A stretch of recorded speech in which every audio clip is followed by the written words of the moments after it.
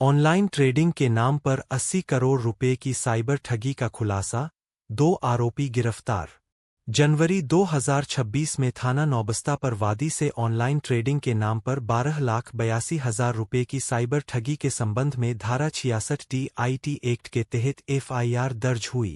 जांच में transaction trail के आधार पर एक फर्जी ट्रेडिंग कंपनी के खाते का पता चला, जिसमें 3 माह में करीब 80 करोड़ रुपए का लेनदेन हुआ। प्रकरण में अजय, दिल्ली पुलिस द्वारा गिरफ्तार, के अलावा करण व गुलशन को गिरफ्तार किया गया है, जबकि अन्य आरोपी फरार है। गिरोह फर्जी जीएसटी नंबरों पर करंट अकाउंट खोलकर ठगी की रकम ट्रांसफर करता था। उत्तर प्रदेश में इस गैंग के विरुद्ध 13 मुकदमे दर्ज है तथा लगभग 26 करोड़ रुपए की ठगी यूपी से जुड़ी पाई गई है।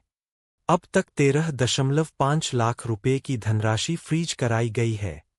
अन्य खातों, अभियुक्तों के संबंध में जांच एवं विधिक कार्रवाई प्रचलित है।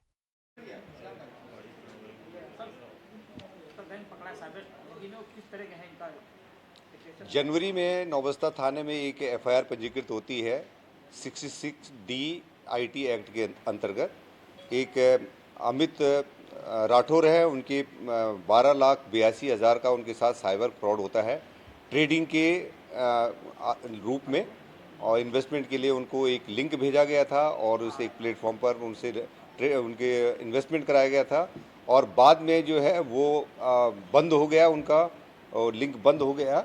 फिर उन्होंने एक कंप्लेन कराई थी, उसकी इन्वेस्टिगेशन में हमारी टीम ने वो पैसा उनका कहाँ कहाँ ट्रांसफ़र हुआ है, तो विभिन्न बैंकों से होकर के एक खाते को हम लोग ट्रैक करने कामयाब हुए, और उस खाते में भारी मात्रा में पैसा आ रहा था। इसके हम लोगों ने पंजाब, इसका लिंक जो लड़के थे वो पंजाब के पाए गए। उस खाते में करीब 3 महीने के अंदर 80 करोड़ रुपए का ट्रांजैक्शन हुआ था, और एके ट्रेडिंग कंपनी के नाम से वो खाता खुला हुआ था।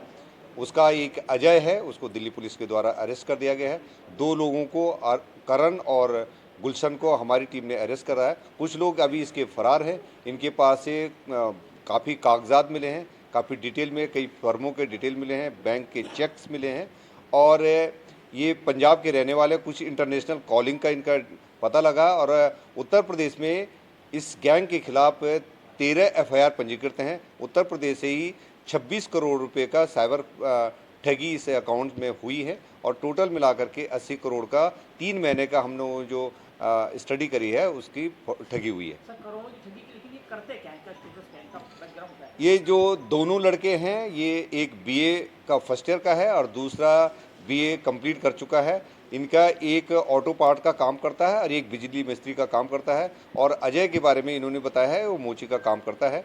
इसके करण के खाते में 3 करोड़ रुपए का इनकम टैक्स का नोटिस भी आया है। तो इसने बताया कि ये किसी कंपनी में वहाँ पर काम करता था, वहाँ उसके पैन कार्ड और आधार का डिटेल दिया गया था, उसका अकाउंट खोला गया था, उस अकाउंट पे इसको पैसा मिलता था, तो उसमें भी कुछ ठगी का पैसा है। सर, जिसने क्या बैंक आप बताते हैं, जब बैंक में अकाउंट जब फ्रीज होने या सेल करने वाली खाता, तो पहले पैसा को सूचना मिल जाती है, बैंक की शामिलता है।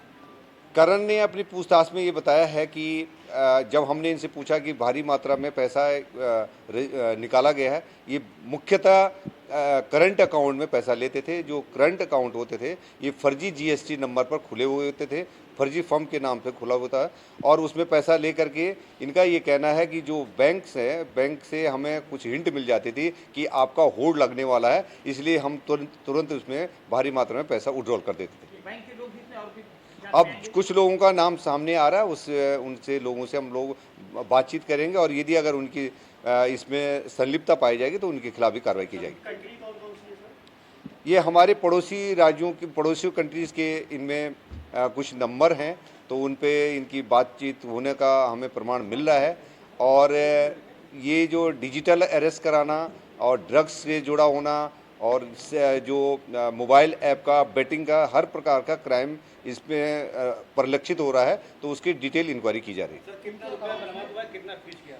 इनके खाते में जो 13.80 करोड़ रुपया इसको फ्रीज कराया जा चुका है, और इनके खातों में इनके पास से बहुत ज़्यादा पैसा नहीं मिला है।